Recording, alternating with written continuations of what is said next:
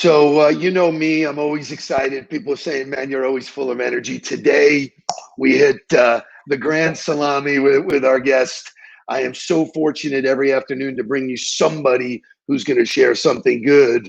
This is so good that it's actually the name of his philanthropic efforts. He's an amazing human being. I got to spend the day with him yesterday with Jesse Itzler, as most of you have seen. Please welcome Scott MacGregor. Scott, you are one of my favorite people, and it's your chance to tell everybody something good.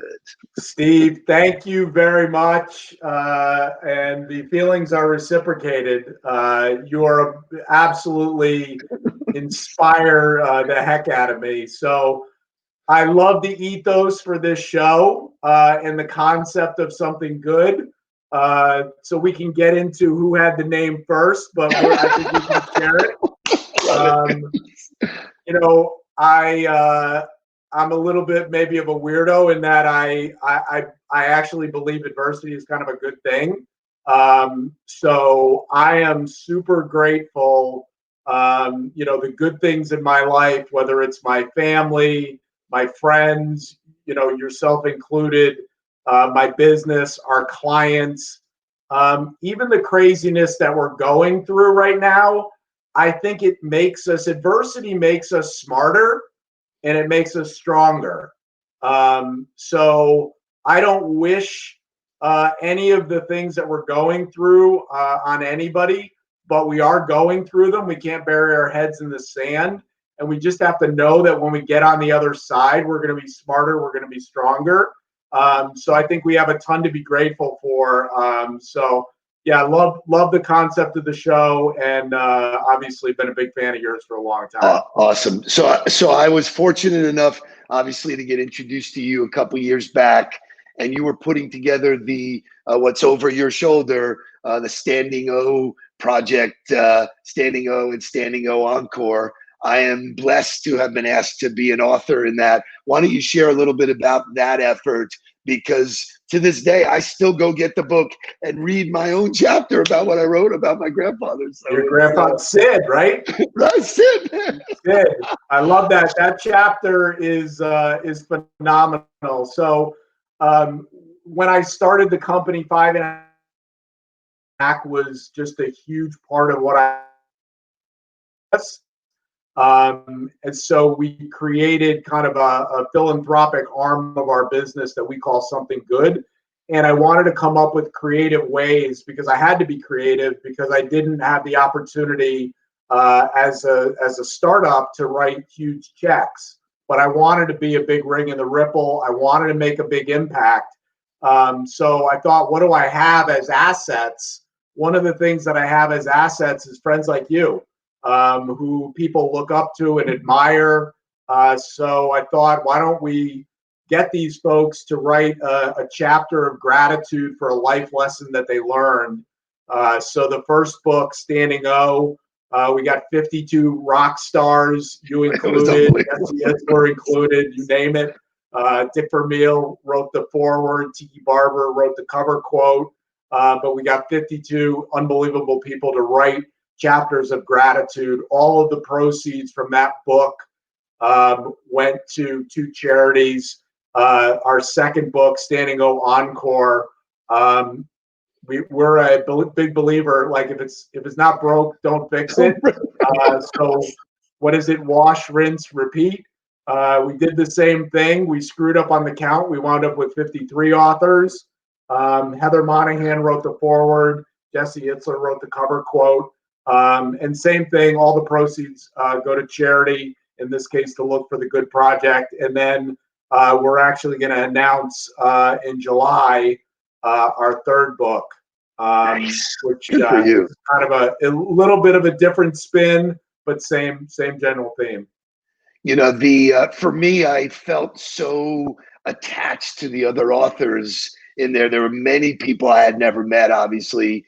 And just the way you positioned it, the way you welcomed them into this community, it's sort of like, well, which book were you in? Even though the 100 plus of us are all one. So I love the way you think. I always did from the day I met you.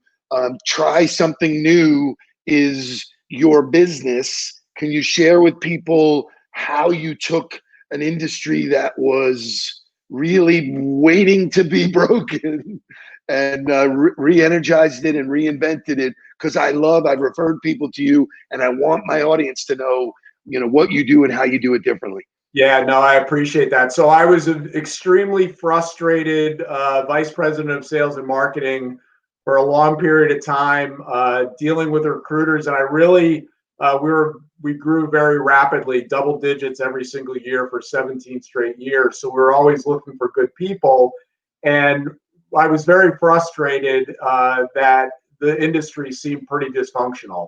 And I thought it was right for somebody to come in and build a different mousetrap. So I think we've done that. We've been in business for 5 years. We've won 5 consecutive American Business Awards for innovation, which is a record. 2 years ago, we lost the gold to Salesforce, which it's hard to cry. I've heard of them. It's hard to cry when you lose to a multi-billion-dollar company. This past year, we won the gold, and we just do things differently. So we have a very unique approach to finding talent for companies. And then we have 2 other aspects of our business. We have an advisory service for companies that helps companies build a strong foundation in talent acquisition, onboarding, and retention. Because if you get that right, anything's possible. If you get that wrong, it's a recipe for disaster. And then we have an advisory service for individuals called Career Ideas, and it's very different. It's not a course. It's a very intense, lifetime, one-on-one coaching that people don't really want to do, because everybody tells me, Scott, why are you doing that? It's not scalable. I get that it's not scalable. But I know that the impact that it has on people's lives is something that it's hard to replicate if you don't do it that way. So those are the 3 different areas of our business. Which I love. And you treat your people the same way you would want others to treat them in the marketplace. And I've seen that. Can you make some kind of comment about how you, as a leader through all of this crisis, what's been your secret sauce? Because I know, I just want people to hear it. I'm pretty boring. I'm very consistent. So I don't get too up. I don't get too down. I've been pretty consistent. We made a very strategic and strong pivot to really enhance our career advisory service very early on, and that's helped us quite a bit. But no, the way that we treat our employees, I think, is huge. We had a meeting this morning, and we're congratulating one of our top people who is going to go pursue a career in interior design. Wow. So, I mean, we're thrilled for her, despite the fact that she's probably one of the best recruiters in the country. I'm a believer in kind of what Jesse was saying yesterday. The bus is moving, and the bus is not going to stop. So if your passion is interior design, or if your passion is not what we do, then follow that passion. It doesn't matter really how it affects us. So, I mean, it's hopefully true to our core that, we put people above everything, not our self-interest, not our bank account. And it makes a difference when you really live it. So it's really cool, because I obviously know a lot of people, and people who are always saying to me, wow, it looks like you know everybody. You make me look like I just landed on the planet, because your relationship network is as broad and as strong as anybody I've ever met. What are your clues as it comes to that? Because certainly when you pulled together the first 50 some odd people, the authors, that is the A list. Second list is probably even greater. And then on yesterday's call, which I'm really glad you brought up, I spoke to one other person who I did not know prior to the call, and both of us were sharing how weak we felt compared to that group. It was like, so there was no B players on that call.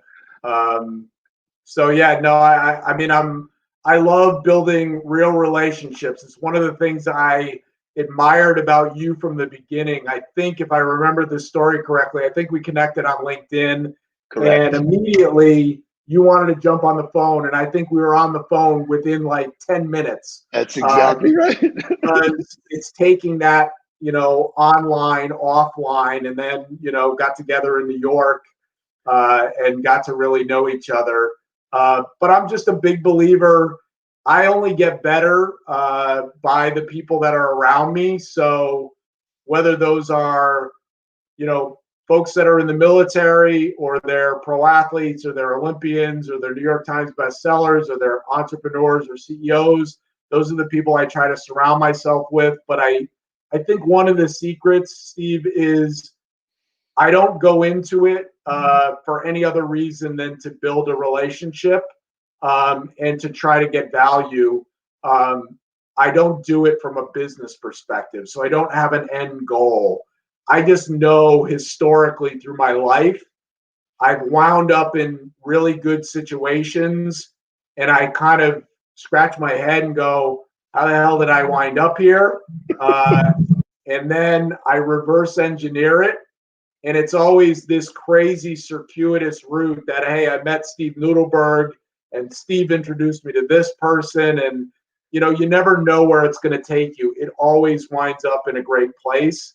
But I think trying to figure out where it's going to end initially is the mistake most people make. Most people will say, I'm not going to invest in this relationship unless I know there's a financial reward within 30, 60, or 90 days. And I think that stymies a lot of relationships. I think, that's one of the challenges on LinkedIn now, is that nobody has any patience. They're zooming in, bang, excuse the pun, but they're jumping right in and saying, okay, I believe I have the perfect solution for you, which is just not the way that real business gets done. So I think there's a whole mindset and methodology where there's no surprise that you're successful. Right. The other thing I want to focus on, and Jesse pointed it out yesterday, was about his ability to work out, his fitness, and how he's taken that to another level. I did not know what Misagi was until yesterday, but you've participated in a lot of these like bizarre, for me, bizarre, like life-changing events. Climb a mountain, go down a river. So can you speak to how that started, and how you do it all the time now? Yeah. So Jesse created something called 29029. So 29,029 feet is the height of Mount Everest. So he created something where he rents a mountain in Vermont. It started in Vermont, and the goal was in 36 hours to climb the equivalent of Mount Everest. So you had to summit Stratton Mountain in Vermont 17 times. And then he does it in Utah as well. So my wife and I have done every single one, either as a participant or a volunteer. It's super hard. It's a little bit more mental than it is physical. But I think, to Jesse's point, and kind of what I believe in is putting something on your calendar every year that is something that you're a little bit like, I'm not sure I can do this, is the way that I want to live my life. And, I was saying to a bunch of folks yesterday, my wife and I talk more about climbing the equivalent of Mount Everest and the community of people that we've met through that than we do about, our honeymoon that we went to in Bora Bora. It's a game changer. Yeah. We had originally gotten the information on Utah, which was supposed to be in August, I think, correct? Yeah. And then obviously, that got, but I would say I was 80% of the way there talking to Michelle about doing it with me. She was originally no. And I was like, babe, I've met some of the people that have done it, and they don't look like they're super athletes. They just push themselves beyond that boundary. So I was super intrigued and and really can't wait until there's some sense of normalcy to come back to that, because I've never really done anything like that. And I feel compelled, especially in that room full of people that we were with yesterday, of people who have broken that barrier and can't wait to do it again. You know, Yeah. it's No, you'd love it. I would love to. I'd love to be climbing a mountain with you yeah, anytime. it's, you know, so I'm up for that. In our closing minute or two, what's something you want to share? Something good, something new, something, you know, all about who you are and what you are that you want to share with the audience. How do they get in touch with you? How do they stay in touch with you? All that kind of stuff. Yeah, I mean, the best ways to get in touch with me are, you know, through LinkedIn. It's the platform that I use the most. You can get to me through Instagram as well. Facebook, I'm on, but it'll direct you back to LinkedIn. So that's your best bet. I love to have these types of conversations. So I will quickly take things kind of offline because I like to really get to know people. You know, I think we're really living through some unprecedented times, and I would just say to everybody, you know, these are moments in time, and they're opportunities. So they're opportunities to build our resiliency. They're opportunities to look at things through a different lens. They're an opportunity for us to make the changes that we want. It's kind of the kick in the ass maybe that we need. But just know there's a brighter day, and we're going to get there. There's a quote that I love, which is, you know, tough times don't last, tough people do. And I kind of say that to myself all the time, especially as we're kind of going through some rough spots right now. You're such a special guy. I'm so thrilled that you're in my life. Your t-shirt game is on point. I'm telling you that. You have great merchandise, man. So for everybody listening, if you're in a career flux, if your industry is in career flux, if your business wants some direction, I highly recommend a virtual cup of coffee with my friend Scott MacGregor. You are the best. And this next time that they climb a mountain, don't be surprised if I'm standing right next to you. Love it. Love it. Thank you, Steve. Good, brother. You're the best. All right, brother.